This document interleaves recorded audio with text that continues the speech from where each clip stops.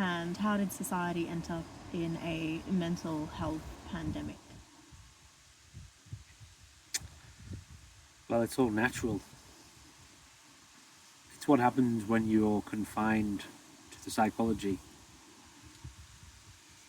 When you step out of your psychology and you come into contact with life, you don't have any problems. You certainly don't have any,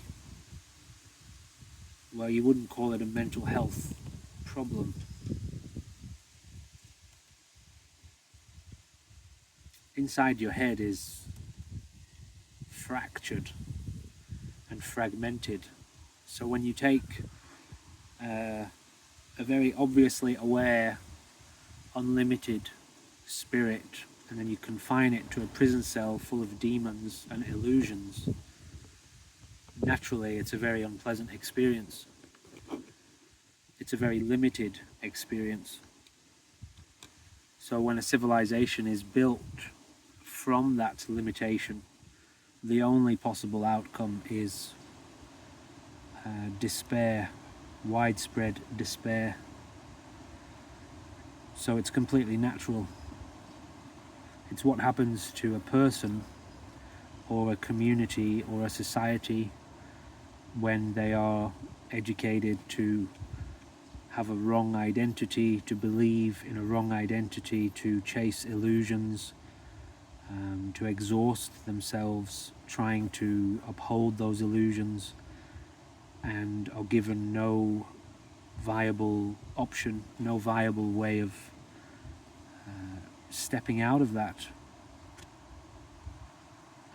So it's all just very natural. It's as obvious, really. Okay. That's why it is that way. This is why it's gotten to this point.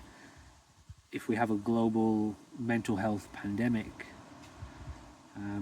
that should tell you something about society, clearly. If society was constructed in a way to generate happiness, freedom, spiritual enlightenment, peace, love and fascination with life, there would be no mental health pandemic. So the very fact that there is a mental health pandemic means the operation of society at large is insufficient, or insufficient at best, or at worst intentionally designed to imprison people, imprison the spirit of life, imprison a living being within an illusion.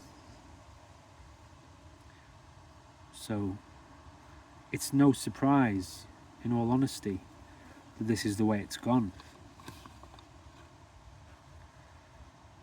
It's certainly not a shock. I mean, haven't you seen it yourself? Haven't you seen what happens when you try to play the game of society? When you go through the schooling system, you go through the educational system, and you follow the suggestions and the programming, haven't you seen where that leads? So, very obviously, you have a system implementing a way of life into children from a young age, programming children, and the obvious effect of that is, what's happening in the world today is very simply and clearly the obvious effect of that programming.